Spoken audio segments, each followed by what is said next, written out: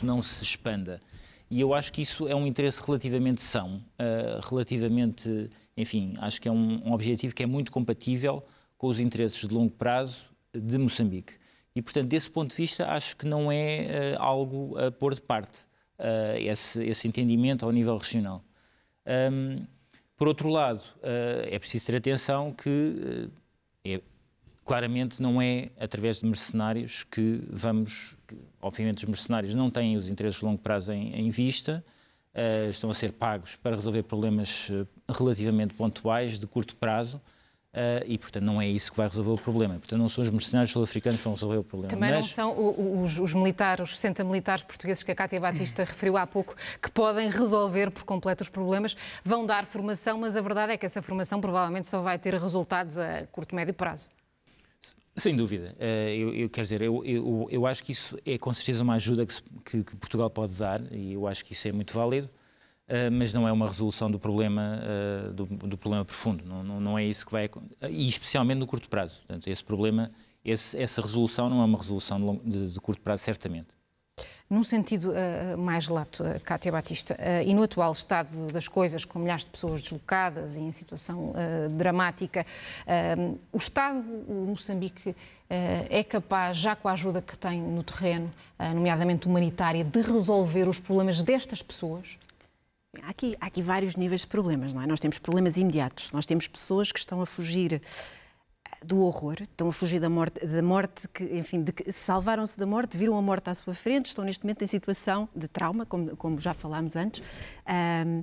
As necessidades imediatas que têm são de comida, são de algum tipo de alojamento, são de cuidados de saúde, mas depois vêm as necessidades a seguir. E, portanto, eu acho que neste momento há uma estrutura que está a tentar suprir as necessidades mais básicas, mas depois vamos ter um segundo nível de necessidades que vão ser quais são as perspectivas para estas pessoas.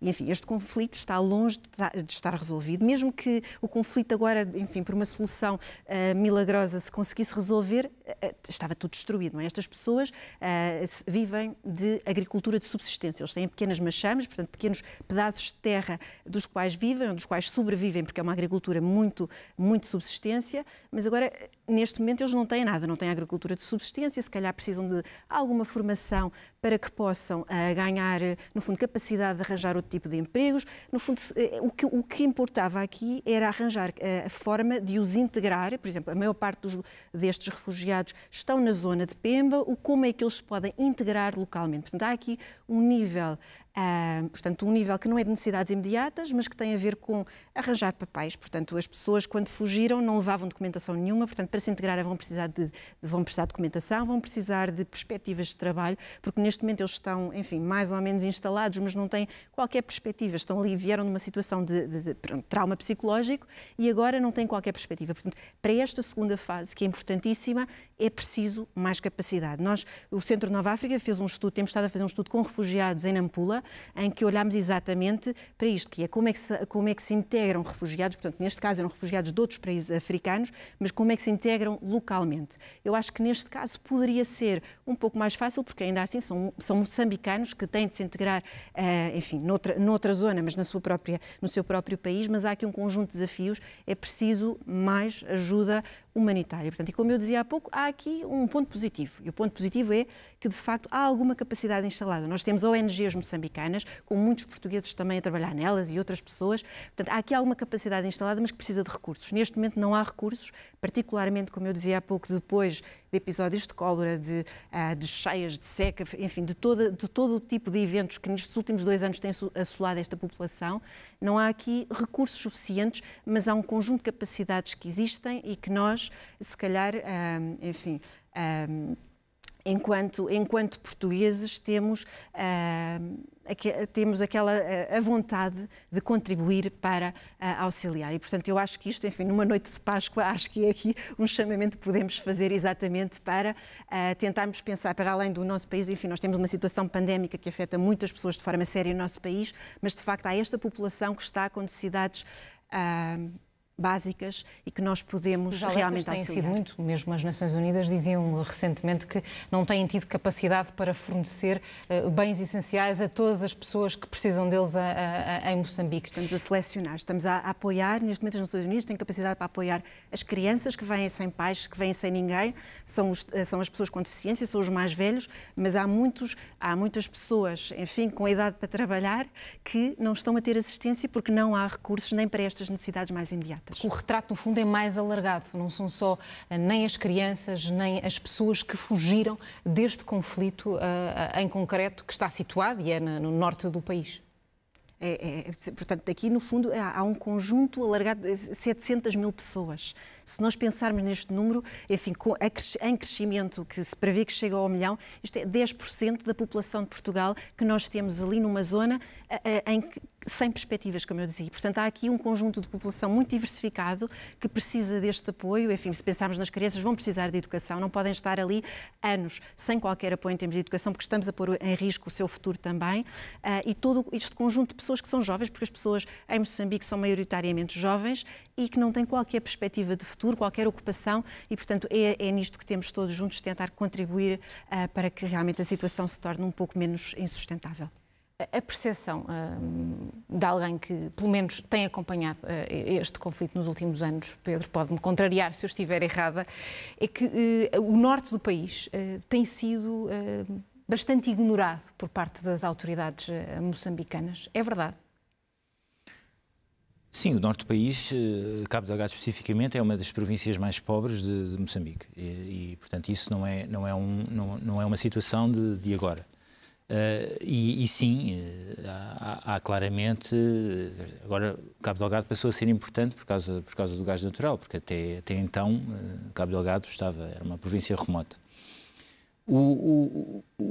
Acho que há aqui um ponto importante que eu devo frisar, que é esta questão de haver não só a perspectiva, isto é algo que eu tenho dito ao longo do tempo, mas que é mesmo importante, que é não só a parte militar, a parte de segurança, mas também é preciso trabalhar o que a Cátia está a dizer relativamente aos deslocados, mas é especificamente importante trabalhar a parte de ligação com as ONGs locais, nomeadamente as organizações islâmicas, nomeadamente o Conselho Islâmico de Moçambique, para dar um exemplo, que são organizações muito importantes para que este conflito não persista no tempo, não se prolongue, digamos assim, como um conflito religioso que inicialmente provavelmente era muito pouco, mas que com o tempo pode ficar mais. Mas no fundo estamos a falar, e desculpe uma interrupção, Pedro, só para que fique claro, estamos a falar no fundo de uma guerra religiosa? Digamos que com o tempo eu começo cada vez mais a dizer qualquer coisa desse género, porque de facto neste momento temos uma presença temos recrutamento de jovens através da religião, portanto através de um Islão radical, temos a presença em termos militares, de alguma forma, há indicações nesse sentido do Estado Islâmico e, portanto, não vamos para bem, certamente. E, portanto, é particularmente importante, na minha opinião, trabalharmos o outro lado, não o lado militar só, porque o lado militar é absolutamente essencial neste momento, não há dúvidas nenhumas sobre isso, mas também o lado de ganhar as populações. E ganhar as populações ganha-se através de tratar bem a integração dos deslocados, mas ganha-se também através de tentar prevenir a radicalização de mais jovens e o trazer de mais jovens para estes movimentos. E isso trabalha-se através das organizações locais.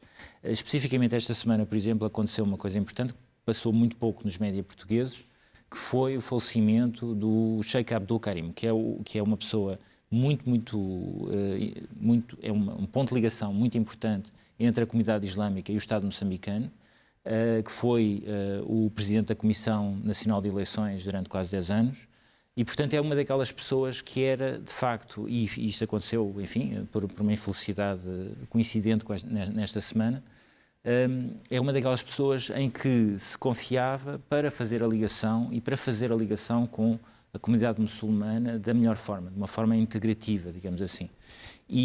Portanto, é esse trabalho que eu acho que é absolutamente fundamental não perder de vista e é um trabalho que, de alguma forma, eu sinto desde o princípio, porque temos acompanhado isto através de vários projetos do Nova África, nomeadamente um que fizemos com o Conselho Islâmico de Moçambique em 2019, exatamente para tentar prevenir, trabalhar com o Conselho Islâmico de Moçambique para tentar prevenir a radicalização de jovens em Pemba.